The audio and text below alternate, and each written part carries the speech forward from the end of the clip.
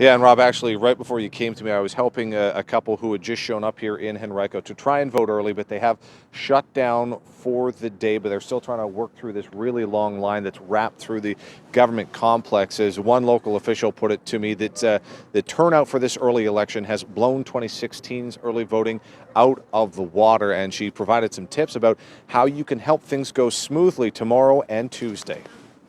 The line to vote in western Henrico County Friday morning at one point stretched down the breezeway past the courts and ending at the sheriff's office, and at times going beyond that. Stood in the line for an hour, but it was moving very quickly. With voters coming out in droves, some for their first ever presidential election. Very excited, actually. I mean, it's pretty cool to feel like you're part of something bigger than yourself. And a similar scene playing out one county over. In Hanover, we're extremely busy today. Providing a snapshot of the excitement for the early voting in Virginia. The first time it could be done excuse-free. Felt like election day voting might have been a little bit more crowded, but obviously, as we can see from today, it's definitely still crowded. Statewide, more than 2.4 million have voted in person or by mail as of Friday afternoon, while more than 250,000 requested absentee ballots remain to be returned. TERI SMITHSON, Hanover County's Director of Elections, suggests if you're among them at this point, do one of two things to make sure it's received in time. Either hand deliver it to a Dropbox location, or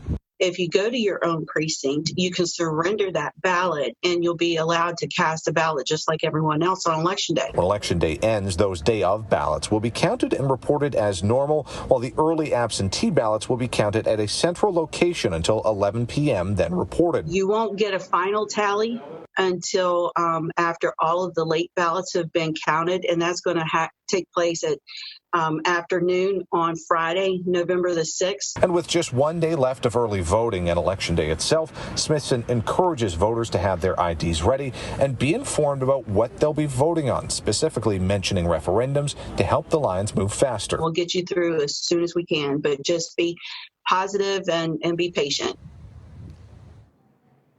And again, that final day for early voting is tomorrow, Election Day, Tuesday, November 3rd. We have a lot more details for voting information on our CBS 6 election guide. You can find it at WTVR.com. Working for you in Henrico County, Cameron.